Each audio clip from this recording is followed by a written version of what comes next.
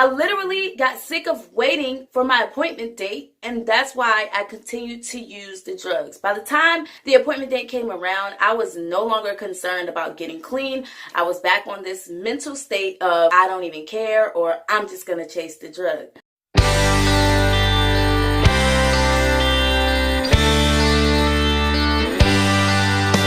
What's up, Journey Gang? It's your girl, Porshaonajourney, back with another Like That video. It's been a minute. I was away for a couple of weeks for a lot of personal reasons, but you know I can't stay away from you guys for long, and I'm back. If you're new to the channel, welcome. If you're already a part of the gang, welcome back. I know you guys saw the title, and if you like what you think you're gonna see in today's video, hit the like button. Make sure you subscribe to my channel. And let's go ahead and get into some things. Before we get started though, I want you guys to see I'm rocking On a Journey merch. Yes, I do have some more jewelry available. Make sure that you hit me up on Facebook or Instagram, see what you like, and make a purchase as a donation from On a Journey merch. I have the bracelet to match. I'm gonna throw up a few pictures so you can get a closer look.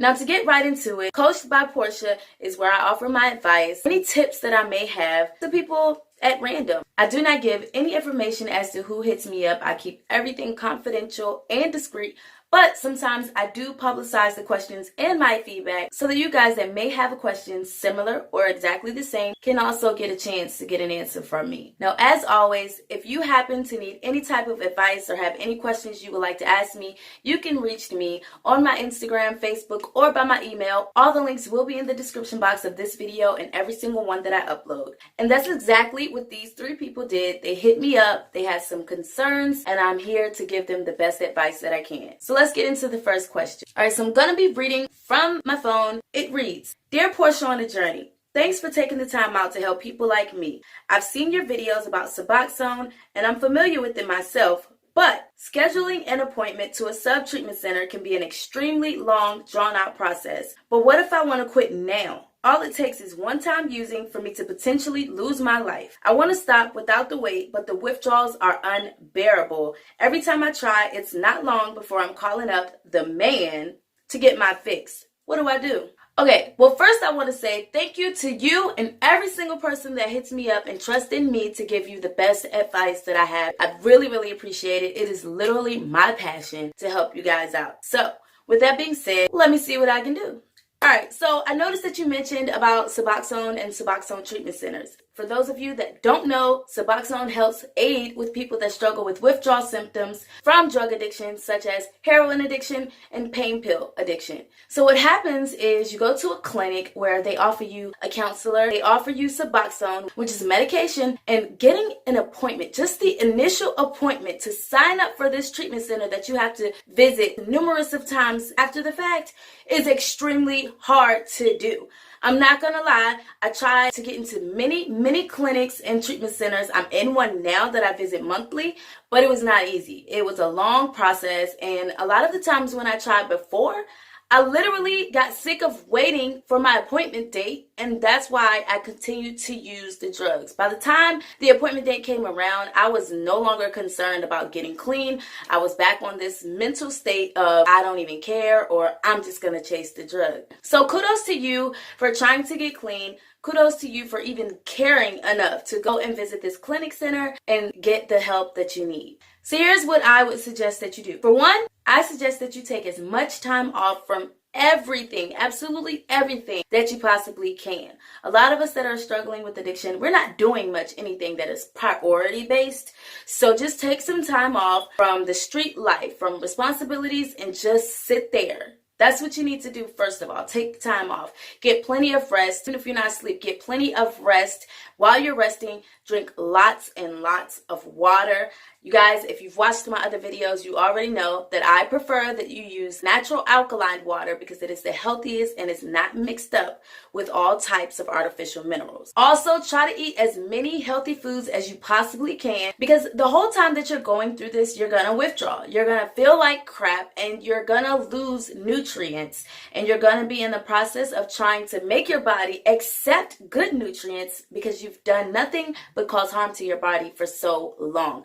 So make sure that while you're drinking this alkaline water or water in general, that you're filling your body up with healthy foods as much as possible. It's not that easy. A lot of the times you will not have an appetite at all, but just try, force it. It is worth it, especially a lot of leafy green vegetables that will cause you to have a bowel movement because it helps you detox faster. Make sure that you drag yourself to a shower as much as you possibly can.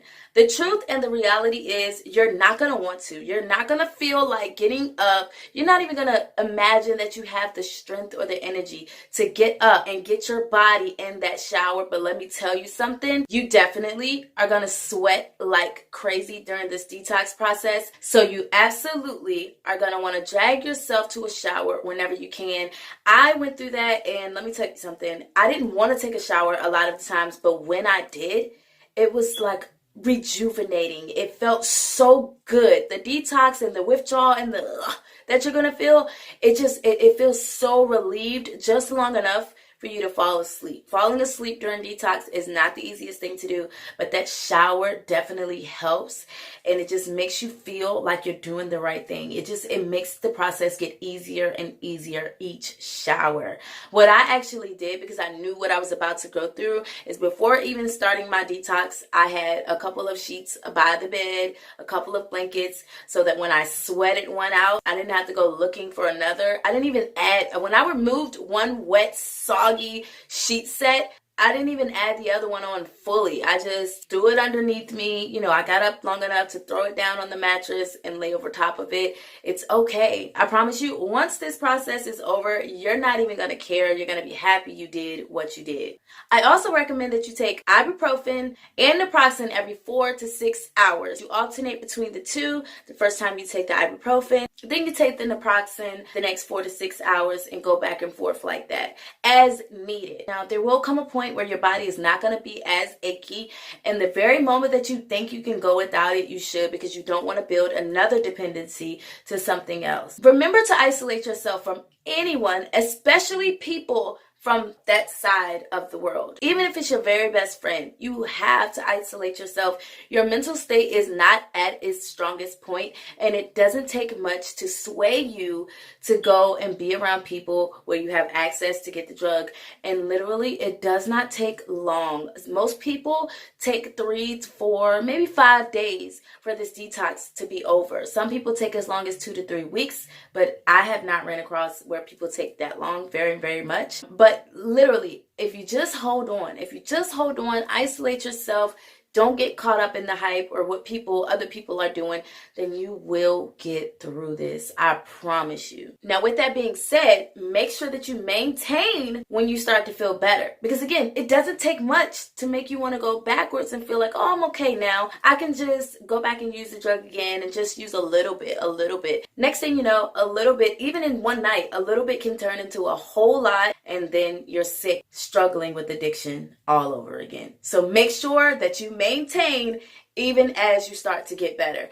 Add a little exercise because it will help you to detox even more, even faster, and it will make your body feel strengthened through the process because you're draining yourself and you don't want to feel very weak. And last but not least, make and keep that appointment at the Suboxone clinic. A lot of people are able to detox at home, but the maintaining part is so essential. And if you feel as though you really need the Suboxone to help you keep your mental and physical state at peace, make and keep that appointment the very moment you think about it. Just sit there at home, go through the process of the steps that I just mentioned to you, and by the time you're done with the physical part of it, you'll be ready for your appointment to maintain the sobriety side of things. So that's the advice that I have for you. I totally understand what you're going through, and again, I commend you for trying to take that very first step of getting clean. Now let's move on to the question number 2. Hey Porsha, I need your advice. I tried everything to help my son. I can't put my finger on exactly which drug he's using, but I know he's using something. Unfortunately, I watched his father struggle with addiction up until he was born. He changed his whole life around to be a great father. My son was not around that, so how is it that he is now facing the same struggle? He has 3 kids of his own, and addiction is starting to build a wedge in the relationship with him and his kids' mother. Why is he doing this? Why is he doing this to us? You know, it's very, very interesting that you say that. The truth is that we as addicts, our minds are totally driven and blocked by drugs. Most of us are really, really great people with huge hearts, and the things that we do are not intentional at all. The other thing that you brought up that was extremely important is how is it that your son is facing the exact same struggles with addiction like his father when he wasn't even around that lifestyle and his father had ended that part of his life before your son was born, which means he wasn't around it. Here's a fact that a lot of people don't know. People that tend to have issues with addiction have a different brain makeup than people that don't struggle with addiction before we ever take a drug. That's right. That means from the moment we're born, our brains are different than people that never ever have an issue with addiction. It's just different. And that means that yes, this can be a hereditary trait. So unfortunately, you're just going to have to get your son the help that he needs when he is ready. There's nothing you can do to force this on him. And you can definitely, if you believe in a higher power of God, pray for him and continue to show him your love and make sure that he knows that he is loved. Sometimes a person has to lose it all before they realize what was in front of them and how much it was worth. And for the very last person that reached out that I'm going to highlight in today's video, and this one is a familiar. Hey Porsha, hey girl, hey. I'm so happy and relieved. It's been 2 months now. I've been clean, thanks to you and your help. My husband and daughter are just as excited to have me back fully, and I even started a new job. But lately, it's been a struggle keeping my focus. I didn't relapse or nothing, but I'm so ready to quit my job. My husband thinks that's the worst decision I can make, and with too much free time, I'll mess up for sure. But I tried to explain to him, when traveling from home to work, we pass by some areas that remind me of my past. Sometimes I drive myself to work, and I'm afraid that one day I won't even make it to work. He says I don't believe in myself and I'm not practicing having willpower. Is it just me? Should these problems not even be a real issue? Should I quit my job anyway? Please help me out. Can't wait to hear back from you. Talk to you later. Smiley face. Hey girl. You know me and you, I could say thank you, but we here.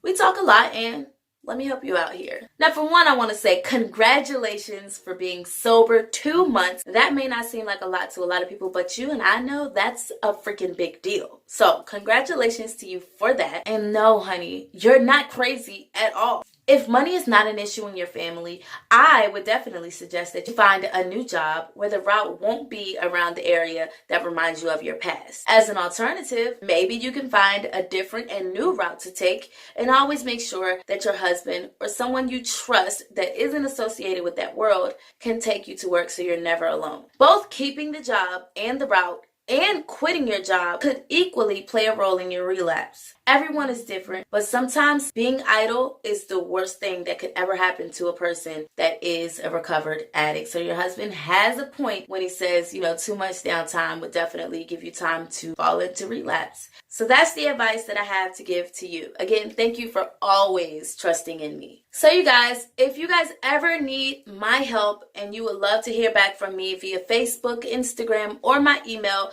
please feel free to hit me up. I'm also answering questions. If it's just simple research that you need to be done for you, I am here. Porsha's got your back. If you're part of Journey Gang, it's nothing I won't do for you. You feel me? Okay, honey. So just make sure you hit me up. All the links to contact me will be in the description box of this video and every single one that I upload. Don't forget that. So if you like this video and any of the content that I upload, hit the like button. Make sure you share any feedback, or if you have video topic suggestions, leave it in the comment section. I'd love to hear from you and reply back. If you're joining the gang and you haven't done so already, hit that subscribe button, turn on the bell notification so that your phone or device will be notified every single time that I upload a video. And yes, I'm back. Weekly videos from your girl, yes honey. Don't forget to shop On a Journey merch for your pieces of jewelry. I also have body butter, sage, and other things that you might want to take a look at. All proceeds will be going towards the On a Journey Foundation, where I'm raising money to have new reform and activity events in the community where I live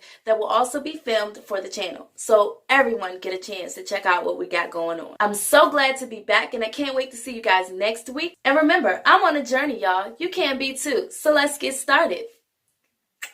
Bye, guys.